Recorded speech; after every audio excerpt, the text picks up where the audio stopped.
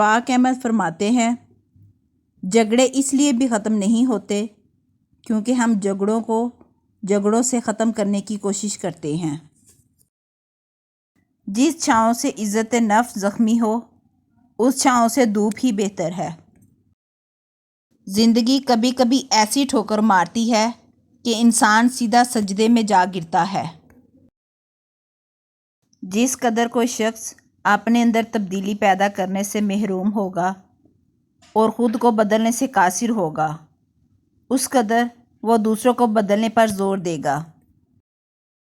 بڑا آدمی خود اپنی زندگی سے اتنا بڑا فائدہ نہیں اٹھا سکتا جتنا اس کے ارد گرد لوگ اٹھا سکتے ہیں۔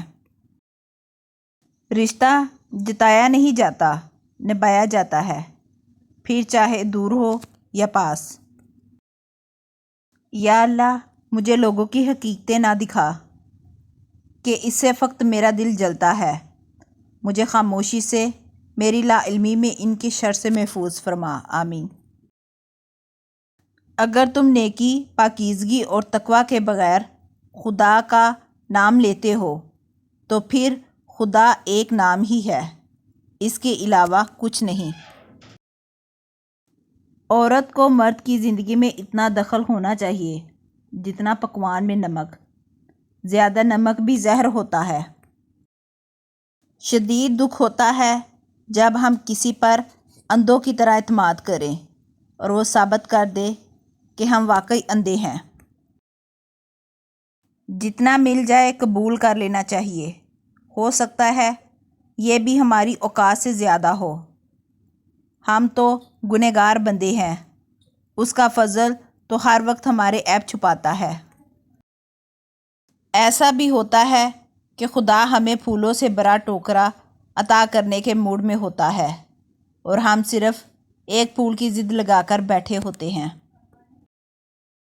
اکثر لوگ اپنی گفتگو سے اگر غیبت، بہتان اور تہمت نکال دیں تو باقی صرف خاموشی رہ جاتی ہے، جو کہ ایک بہترین عبادت ہے۔ جو شخص ہمیشہ نکتہ چینی کے موڈ میں رہتا ہے اور دوسروں کے نقص نکالتا رہتا ہے، وہ اپنے آپ میں تبدیلی کی صلاحیت سے محروم ہو جاتا ہے۔ انسان پر کئی طرح کا بوجھ ہوتا ہے۔